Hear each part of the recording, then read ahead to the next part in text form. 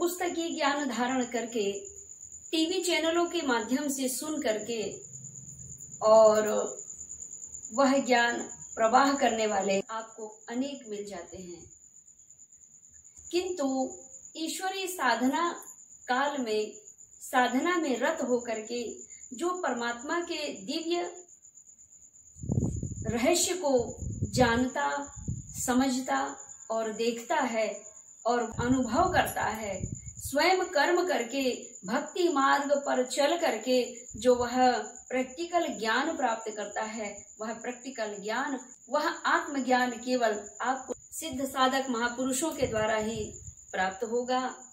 और जब यह प्रैक्टिकल ज्ञान को सुनकर, जानकर, समझकर, मनन करके, चिंतन करके फिर आप अपने हृदय बीज उतारेंगे और फिर दीक्षा लेकर के और फिर स्वयं साधना में रत होंगे, तो आपका शीघ्रता पूर्वक कल्याण होता ही है।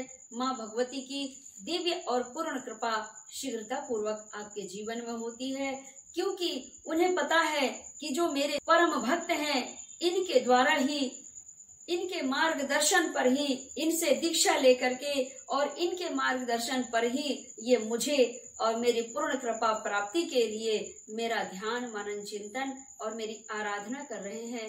तो ऐसे भक्त के जीवन में इष्ट कृपा शीघ्रता पूर्वक होती है और वे अपने परम पद को प्राप्त करते हैं और उनके जीवन में परम कल्याण होता है। गुरु दीक्षा आपको तभी प्राप्त होती है जब आपको गुरु पूर्ण रूप से परख ले।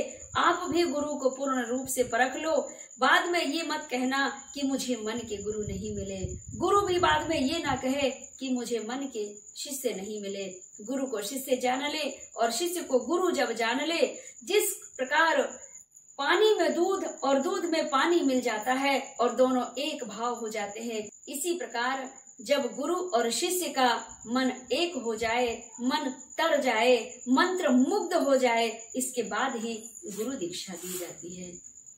माँ बगलामुखी शक्ति सिद्धपीठ जिला सिवनी मध्य प्रदेश में एकाएक अचानक गुरु दीक्षा नहीं दी जाती है। यहाँ सर्वप्रथम दिव्य सत्संग होता है। माँ भगवती की दिव्य और पूर्ण कृपा किस प्रकार प्राप्त होती है और यह दिव्य ज्ञान चर्चा आपका भविष्य फलादेश यहाँ से होता है, तब जाकर के आपको पूर्ण विश्वास होता है कि मेरे जीवन में वर्तमान और भूत और भविष्य तीनों काल की बातों को समझ करके, फिर मनन करके, फिर चिंतन करके और मुझे पूर्ण ज्ञान से अवगत कराया गया।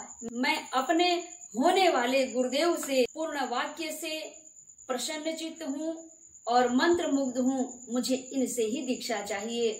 जब शिष्य के मन में यह भाव जागृत हो जाते हैं, उन्हें ही तो गुरु की, सदगुरु की और दिव्य गुरु की प्राप्त होती है और माँ भगवती की पूर्ण कृपा प्राप्ति का मार्ग दीक्षा स्वरूप में आपको प्राप्त कराया जाता है। आज के प्रसंग में इतना ही। जय माँ पीताम्बरा, जय श्री महाकाल।